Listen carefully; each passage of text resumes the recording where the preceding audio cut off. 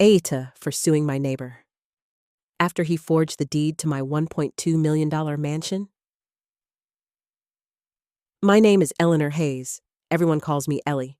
I'm 68 years old, a retired architect from Boise, Idaho. And 18 months ago, I thought I was being a good neighbor. I bought a $1.2 million mansion. Paid cash, no mortgage. My neighbor offered to help maintain it while I traveled. 3 months later, he'd forged my name and stolen the deed. The boy I'd known since he was 10 years old, the kid I'd given piano lessons to, the young man I'd trusted like a son. He didn't just steal my house, he tried to steal my entire life.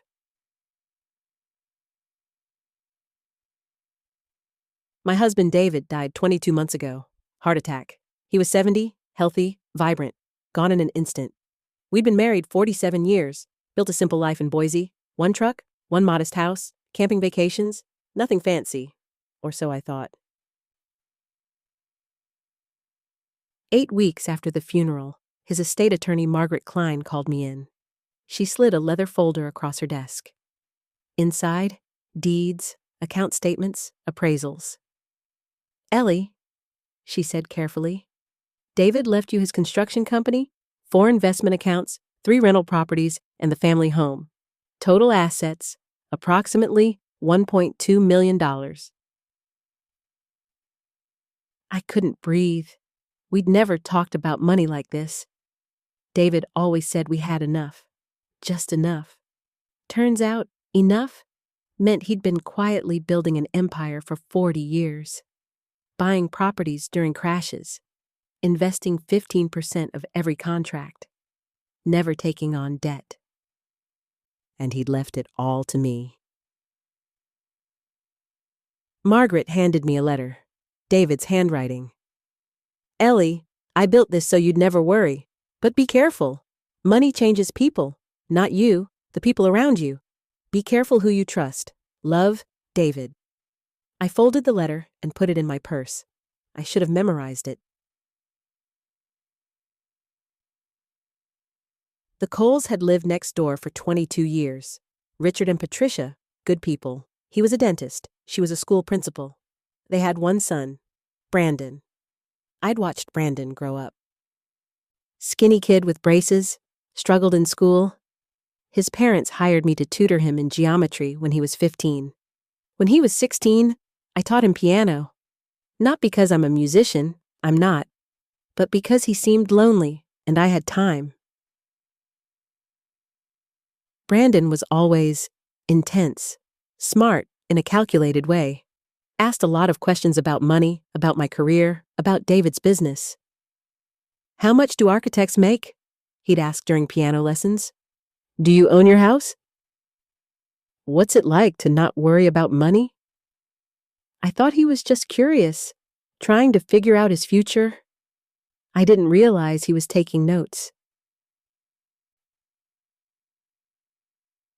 After high school, Brandon went to community college, got his real estate license at 22, started selling houses in Boise. His parents were proud. I was proud. He'd send me Christmas cards, stop by occasionally to say hello. When David died, Brandon showed up at the funeral with flowers, hugged me, said if I ever needed anything, yard work, house repairs, anything, to call him. You've always been like family, Mrs. Hayes, he said. Let me help.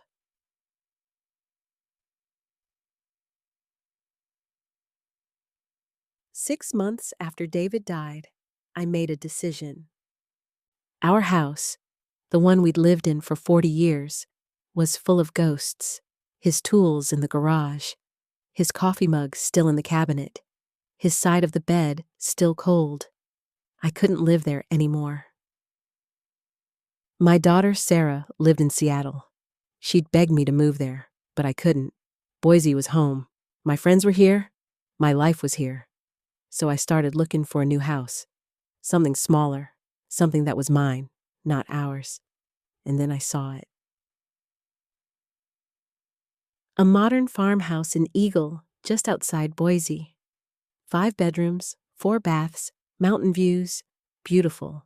Too big for one person, but beautiful. The listing agent? Brandon Cole. He showed me the property on a Tuesday afternoon, gave me the tour, pointed out the features: chef's kitchen, master suite with sitting area, guest house in back. "Mrs. Hayes," he said, "this is perfect for you. Enough space for Sarah to visit, enough room for grandkids someday. And the guest house? You could rent it out. Passive income." The asking price was $1.4 million. I had $1.2 million liquid after selling the rental properties. "Can you negotiate?" I asked. Brandon smiled. "For you? Absolutely. Let me work some magic."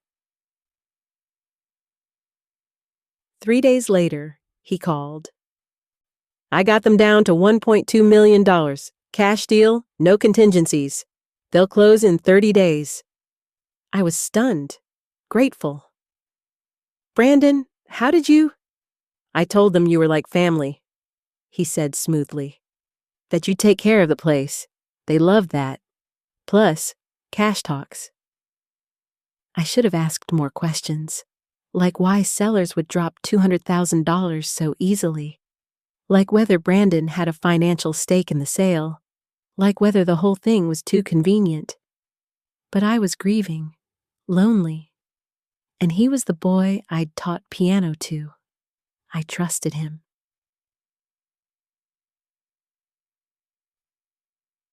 The closing was on September 15th.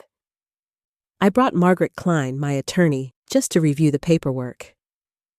Brandon was there, cheerful, professional. The title officer walked us through every document. "Property will be titled to Eleanor Hayes, sole owner. Clear title, no liens, no encumbrances." I signed. The seller signed. Brandon collected his commission, $36,000. The title officer handed me the keys. "Congratulations, Mrs. Hayes. You're a homeowner." Brandon walked me to my car.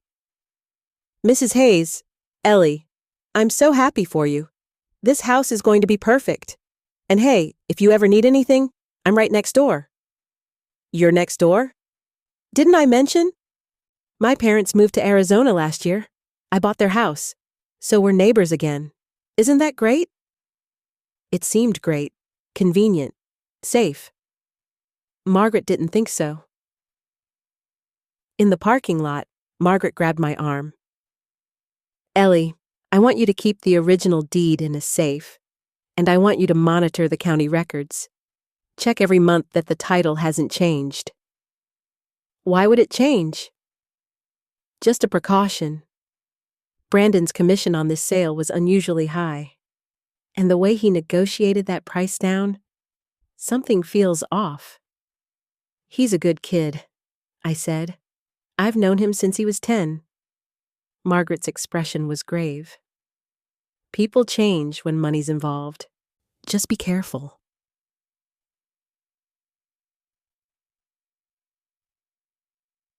I moved in over the next 2 weeks. Sarah came from Seattle to help.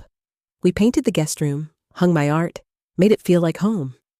Brandon was incredibly helpful. He recommended contractors for minor repairs, brought over housewarming gifts, expensive wine, gourmet coffee, a crystal vase. "Too much," I told him. "Not for you," he said, smiling that boyish smile. "You gave me piano lessons when I couldn't afford them. This is nothing." Sarah liked him.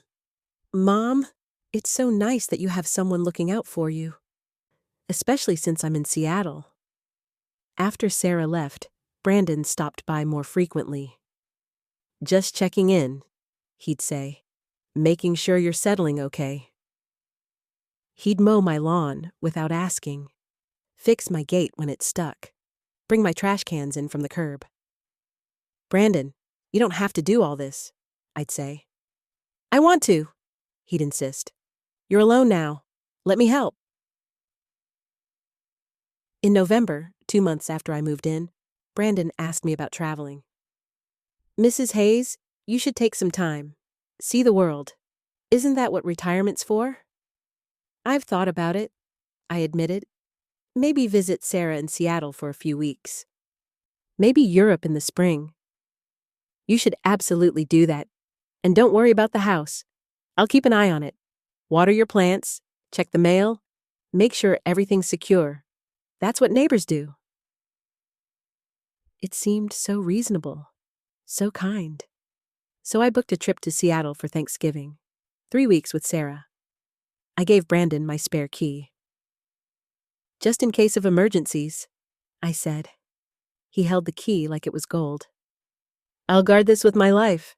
Have a great trip, Ellie. That was my first mistake.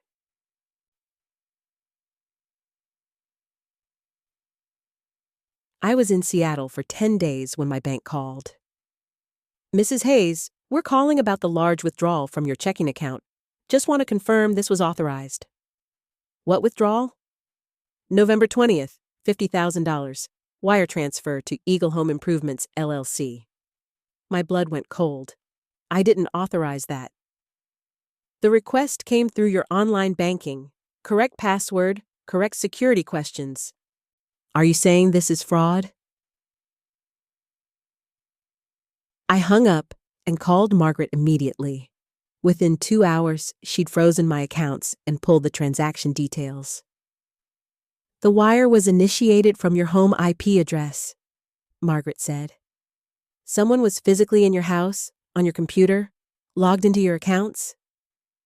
I thought of Brandon, the spare key, the just checking on things visits. I'm coming home, I said. No, Margaret said firmly. Stay in Seattle. We need to catch him in the act. I'm hiring an investigator.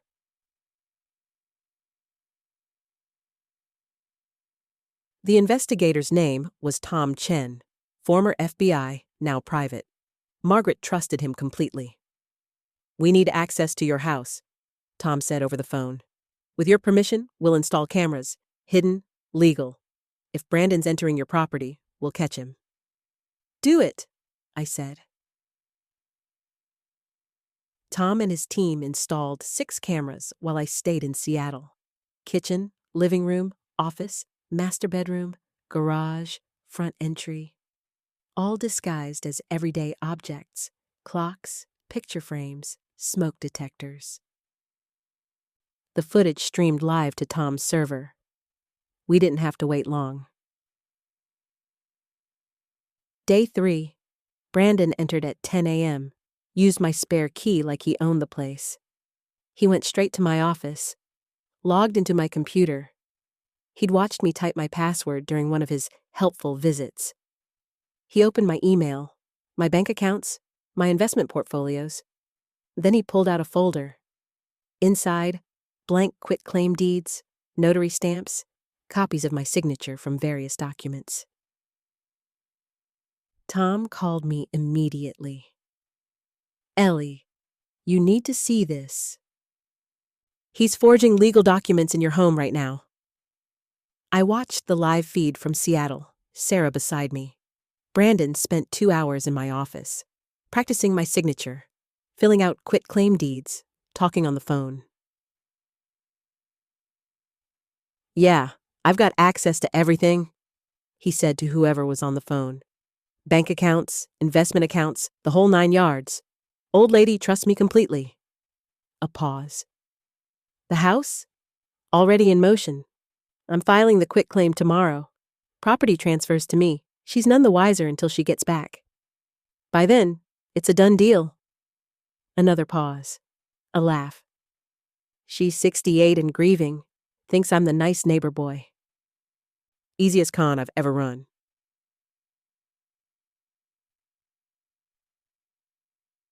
The next call Brandon made changed everything. Mom, he said. Yeah, it's working perfectly. She gave me the key, the computer password, everything. I'll have the house transferred by end of week. A pause. Then, no, Dad doesn't know. He'd try to stop me. You know how he is, all ethics and morals. That's why he's still working at 72 while we could be living like this. Sarah grabbed my hand. His mother? Patricia is in on this? I couldn't speak. Patricia Cole. The woman I'd carpooled with, shared recipes with, considered a friend for 22 years. Brandon continued. Once the house is mine, we list it for $1.8 million. Market's hot. We'll clear at least $500K profit after costs. Split 50-50, like we agreed. The old lady? If she figures it out, we'll say she signed the quitclaim voluntarily. I've got a doctor who'll testify she's showing signs of dementia. Who's a judge going to believe? A grieving widow or a concerned neighbor? Another pause. Laughter. Exactly. And if she really pushes it, we'll countersue for elder abuse. Say she's been taking advantage of me, demanding money, making wild accusations. By the time it's sorted out, the house will be sold and we'll be long gone. I hung up, looked at Sarah. I want them destroyed, I said quietly. Sarah nodded. Me too, I called Margaret. We have everything we need, right? More than enough, she said. But Ellie, if you want to nail them completely, we need to let him file the quitclaim. Once it's filed with the county, it's criminal fraud, not just attempted fraud. Do it, I said. Let him hang himself.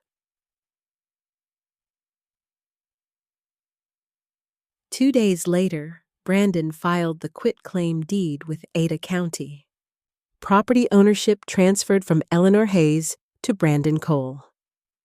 Gift transfer for estate planning purposes. My signature forged. Notarized by Patricia Cole, licensed notary. Tom documented everything. The forgery, the notary fraud, the conspiracy. The trap was set. I returned to Boise on December 1st. Didn't tell Brandon I was back. I drove past my house. There was a for sale by owner sign in the front yard, listed at $175 million. The description: motivated seller, quick closing preferred. My house, being sold out from under me. I parked at the end of the block and called Margaret. He's listed it. He actually listed my house for sale. Perfect, Margaret said. Now we move. Meet me at the courthouse tomorrow at 9 a.m. We're filing criminal charges and a civil suit. What about the police? Already involved. Detective Ramirez has been coordinating with Tom. They're ready to execute a search warrant on Brandon's property simultaneously with the lawsuit service. That night, I stayed at a hotel. Couldn't bring myself to sleep in that house, knowing what Brandon had done there. Couldn't believe the boy I'd taught piano to had turned into this. Couldn't believe I'd been so blind. If this betrayal has your blood boiling, smash that like button and subscribe. I post new stories daily, and trust me, this revenge is just getting started. December 2nd, 9 a.m. Margaret filed the lawsuit. The charges: criminal, forgery, grand theft, identity theft, elder financial abuse, conspiracy to commit fraud, notary fraud. Civil, quiet title action, emotional distress, punitive damages. Requesting $3 million. At 9:15 a.m., Detective Ramirez and 4 officers executed search warrants on Brandon's house and Patricia's apartment in Meridian. I wanted to be there when Brandon was served. Margaret advised against it. I went anyway. We arrived at my house, at 10 a.m. Brandon's car was in the driveway. He was inside, showing the property to potential buyers. The sheriff's deputy knocked. Brandon answered, professional smile in place. The smile vanished when he saw me. Mrs. Hayes, he said carefully. I didn't know you were back. We can talk about Brandon Cole, the deputy interrupted. You're being served with a criminal complaint and a civil lawsuit. You're also under arrest for forgery and fraud. Brandon's face went white. This is a misunderstanding. She gifted me the house. It's all legal. We have video of you forging documents in Mrs. Hayes's home, the deputy said. We have recordings of you conspiring with your mother to commit fraud. And we have testimony from the title company that Mrs. Hayes never appeared for any quitclaim transfer. Brandon looked at me, really looked at me for the first time. Not as the nice old lady, not as the easy mark, but as the woman who'd just caught him. You bugged my house? He whispered. My house, I corrected. And yes, every conversation, every forged signature, every plan you made to steal my life. The potential buyers had fled. The deputy cuffed Brandon, read him his rights. As they led him to the patrol car, Brandon twisted back to look at me. I gave you piano lessons, I said quietly. And you tried to destroy me. Was it worth it? He didn't answer. But the look in his eyes said everything. It had been worth it to him. Right up until he got caught.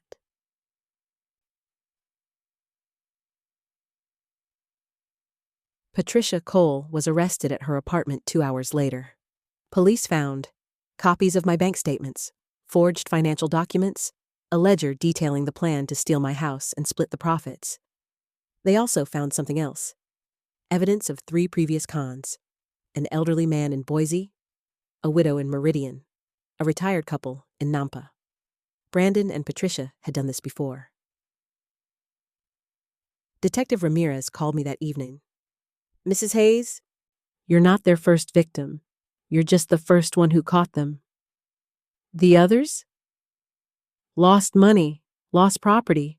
One man lost his entire retirement, but they didn't have your resources. They didn't have your attorney. And frankly, they didn't have your fight. Will they get their money back? We're working on it. With your case as the foundation, we can reopen theirs. You might have just saved 5 other families. Richard Cole, Brandon's father, called me the next day. He was crying. Ellie, I didn't know. I swear to God, I didn't know. Patricia told me she was in Meridian helping her sister. Brandon said he bought the house legitimately. I had no idea they were... His voice broke. I'm so sorry. You were our neighbor for 22 years. You taught my son piano. You were kind to us, and they did this to you. I believed him. Richard was a good man. He'd been deceived too. It's not your fault, I said. I'm testifying against them, he said. Whatever you need. Patricia and I are getting divorced. Brandon is no longer my son. What they did, I can't forgive it. Thank you, I said, and I meant it.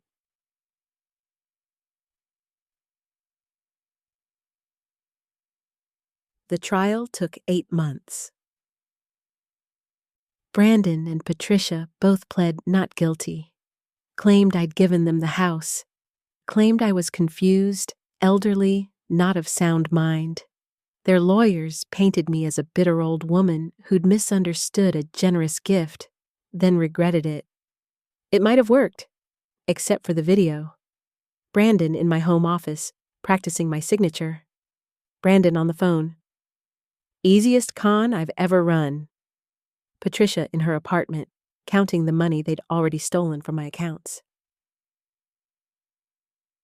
The jury deliberated for 4 hours, guilty on all counts.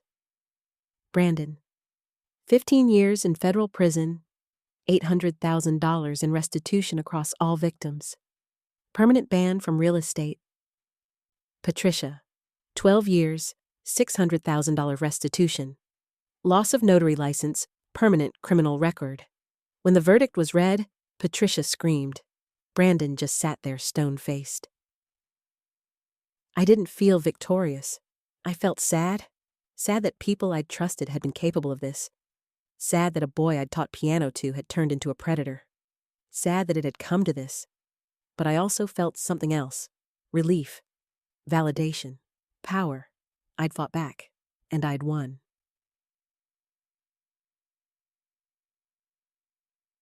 I sold the house. Couldn't live there after everything that happened. Too many bad memories. It sold for $1.6 million. I used the profit to buy a smaller place in downtown Boise. Condo, 2 bedrooms, secure building, safe. I also donated $500,000 to the Idaho Legal Aid Services, specifically for elder financial abuse cases. In honor of the victims who couldn't fight back, I told the director. She cried. So did I. The other victims Brandon and Patricia had scammed got their money back. Not all of it, but enough. The retired couple in Nampa sent me flowers. The widow in Meridian called to thank me. You saved us, she said. We saved each other, I told her. Sarah moved back to Boise 6 months after the trial. I can't leave you alone anymore, Mom. Not after this. I'm fine, I said. I know, but I'm not. I need to be closer. She got a job teaching in Boise. Bought a house 3 blocks from my condo. We have dinner twice a week. I'm not alone anymore. And I'm not afraid.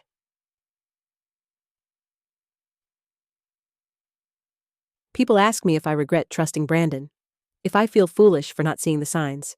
The answer is no. I don't regret being kind.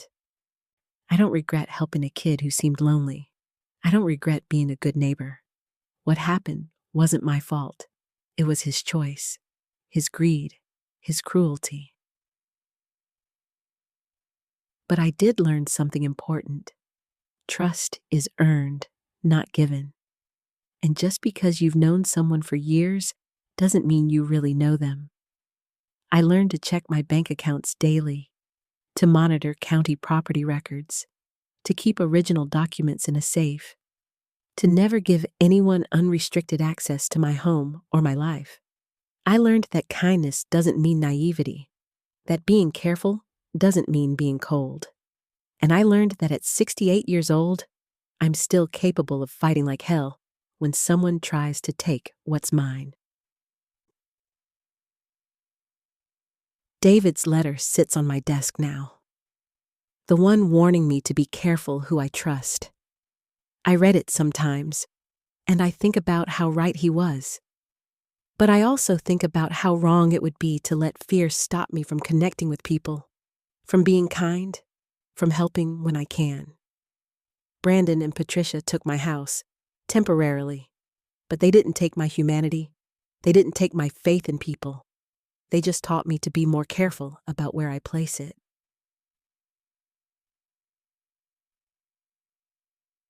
Six months after the trial, I posted my story on Reddit. In the Am I the Asshole community. The title? Aita for suing my neighbor after he forged my mansion deed. I wasn't sure what to expect. Maybe people would say I overreacted. Maybe they'd say I should have just let it go, worked it out privately. The responses came flooding in. NTA. He literally tried to steal your house. Press charges. This is elder abuse. He belongs in prison. Your patience is incredible. I would have burned his house down. I didn't approve of that one, but I appreciated the sentiment. You're a hero. You saved other victims. You're amazing. Thousands of comments, overwhelmingly supportive. But there were some critics. A few people said I was vindictive, that 15 years was too harsh, that I should have shown mercy. One comment stuck with me. He was like a son to you. How could you send him to prison? I thought about that for a long time. Then I replied, a son who loves you doesn't steal from you. A son who respects you doesn't forge your signature and plot to take everything you have. Brandon wasn't a son. He was a predator who wore the mask of a son. And I didn't send him to prison. His choices did. The comment got 15,000 upvotes and hundreds of replies from other people who'd been scammed by family members, by neighbors, by people they'd trusted, people who'd been too ashamed to speak up, too afraid to fight back.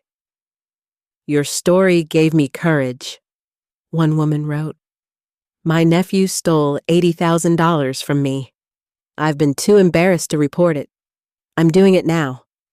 That's when I realized this wasn't just my story.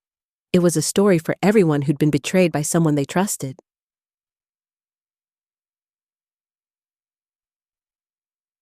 After my Reddit post went viral, I was contacted by dozens of people who'd experienced similar scams.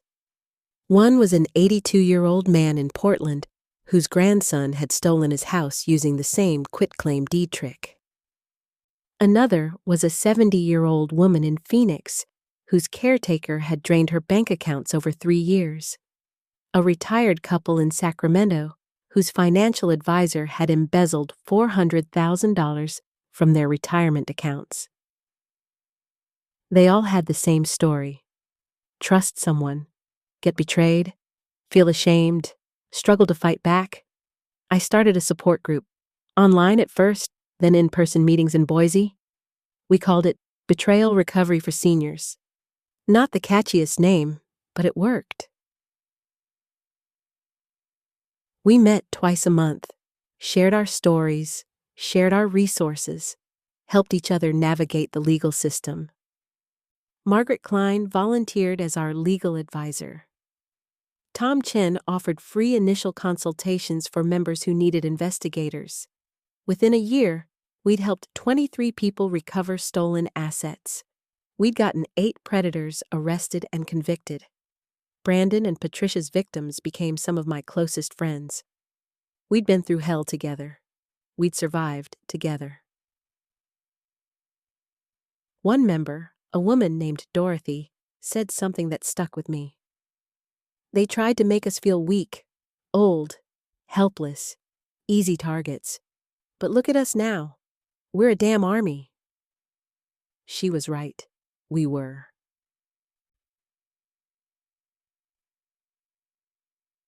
"3 years into his sentence, Brandon sent me a letter. Prison postmark. Neat handwriting. My first instinct was to throw it away, but curiosity won. "Mrs. Hayes, I don't expect you to read this. I don't expect forgiveness. I don't deserve either. But my therapist here says I need to take accountability. So here it is. I'm sorry. Not because I got caught, not because I'm in prison, but because I hurt you. You were kind to me my entire life, and I repaid that kindness with cruelty. I told myself you were rich and wouldn't miss the money, that you were old and wouldn't fight back, that I deserved it more than you because I'd had a harder life. All lies. The truth is, I was greedy. I was entitled. I saw you as a target, not a person. My mother and I had done this before. You weren't the first. You weren't supposed to be the last. It was supposed to be easy money, a victimless crime. Except there were victims. You, the others. My father, who I destroyed along with my relationship with him. I have 12 years left on my sentence. I'll probably serve 8 with good behavior. When I get out, I don't know what I'll do. I've lost my license, my reputation, my family. But I do know this. I'll never scam anyone again. Not because I'm afraid of prison, but because I finally understand what I took from you. Not just money, trust, safety, peace of mind. I'm sorry. I know it doesn't fix anything, but I needed to say it. Brandon." I read the letter 3 times. Then I put it in a folder with all the other documents from the case. Did I forgive him? No. Maybe someday, but not now. Did I believe he was truly sorry? I didn't know. Prison changes people. Sometimes for the better. Sometimes they just get better at lying. But I appreciated the letter, because it acknowledged what he'd done. It didn't make excuses. It didn't ask for anything. That was something.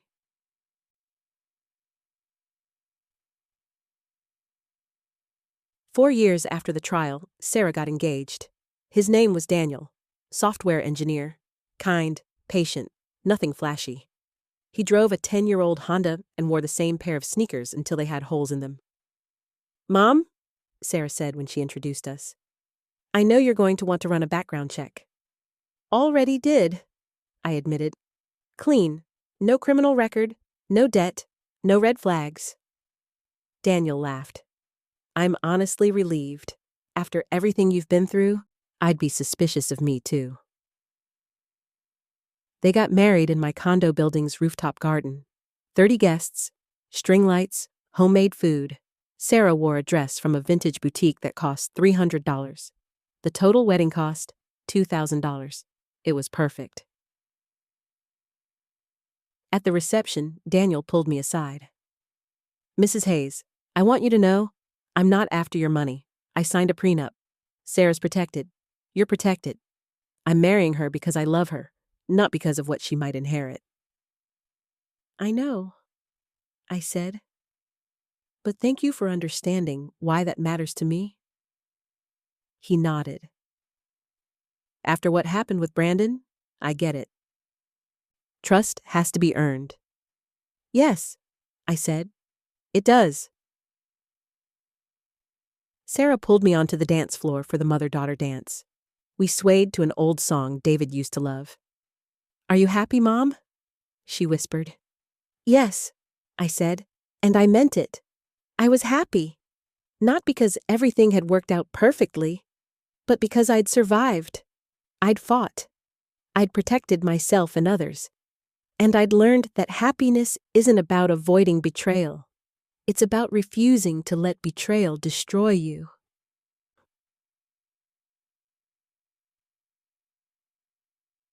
With the money I recovered from the lawsuit and the sale of the Eagle House, I started the David Hayes Memorial Scholarship, $800,000 endowment, full-ride scholarships for students studying architecture, construction, or law, specifically students interested in elder advocacy.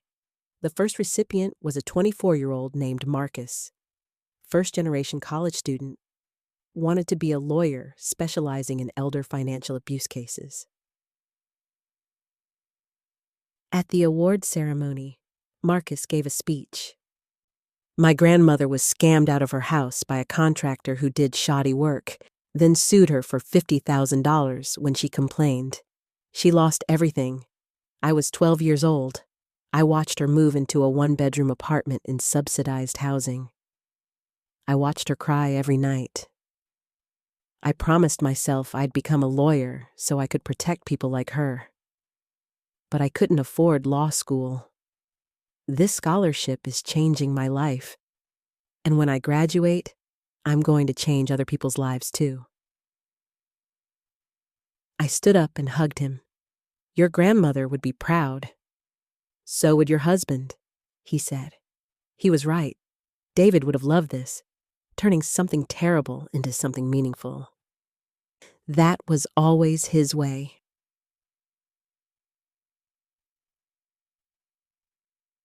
I'm 73 now. 5 years since Brandon tried to steal my house. 5 years since my life turned upside down. Brandon is still in prison. Gets out in 3 years. I've heard through Richard that he's taken courses, worked in the prison library, stayed out of trouble. Maybe he really has changed. Maybe not. Either way, he's not my problem anymore. Patricia got out after 8 years for good behavior. Moved to Florida. Works at a call center under her maiden name. Richard divorced her. I don't think about her much. Richard and I are still friendly. He apologized so many times I finally told him to stop. He had nothing to apologize for. He was a victim too. He volunteers with our support group now. Betrayal Recovery for Seniors has 200 members across Idaho. We've helped recover $3.2 million in stolen assets. We've gotten 34 predators arrested. We're making a difference. Sarah and Daniel have a daughter now. They named her Eleanor. She's 2 years old, with David's eyes and Sarah's smile. They didn't ask me for money for a house. They saved. Bought a modest 3-bedroom in Boise. They're happy. And I'm happy watching them build a life based on their own work, not on what they inherited or what I gave them. That's what David wanted. Roots, not wings. I live in my downtown condo, secure building, good neighbors who respect boundaries. I have coffee with friends twice a week, volunteer at the legal aid office, and travel when I want to. I'm careful now. I check my accounts daily. I don't give anyone access to my home. I trust slowly, but I'm not afraid, and I'm not broken. Brandon tried to take everything from me. He failed. Because you can steal someone's house, you can steal their money, you can even steal their sense of safety. But you can't steal their strength. You can't steal their resilience, and you can't steal their determination to fight back.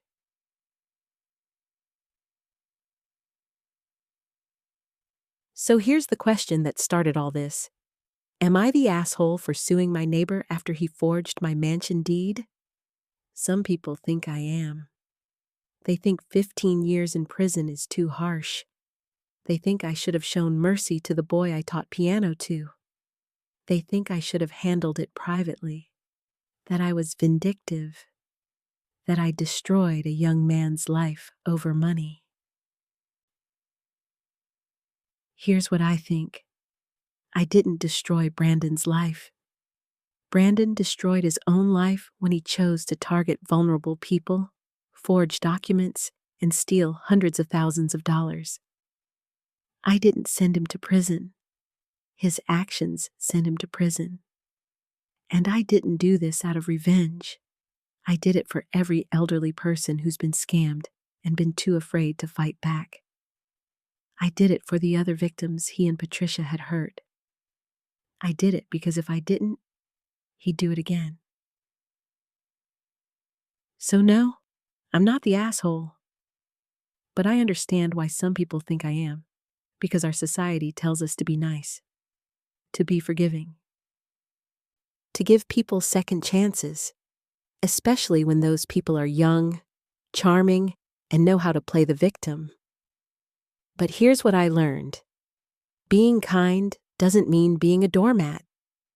Forgiveness doesn't mean letting someone get away with a crime.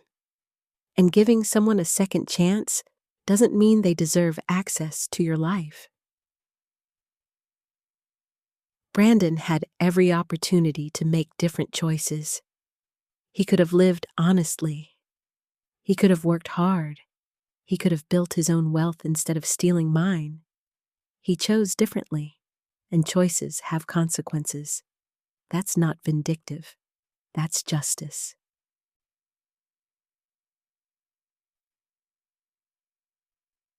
If you're reading this or listening to this and you're going through something similar, here's what I want you to know. You are not alone. Elder financial abuse is happening everywhere. To people who are smart, careful, educated, it's not your fault. You are not weak for trusting someone. Trust is human. It's beautiful. The problem isn't that you trusted. The problem is that they betrayed, and you are not powerless. You can fight back. You can win. Get a good lawyer. Document everything. Don't be ashamed. Don't be silent. Report it to the police. File charges. Sue for damages. These predators count on you being too embarrassed to speak up, too afraid of looking foolish, too tired to fight. Don't give them what they want.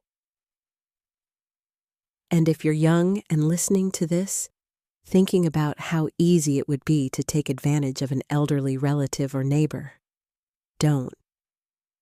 Not because you'll get caught, though you probably will, but because you'll destroy someone's life, someone who trusted you, someone who was kind to you, someone who doesn't deserve to spend their final years fighting to recover what you stole.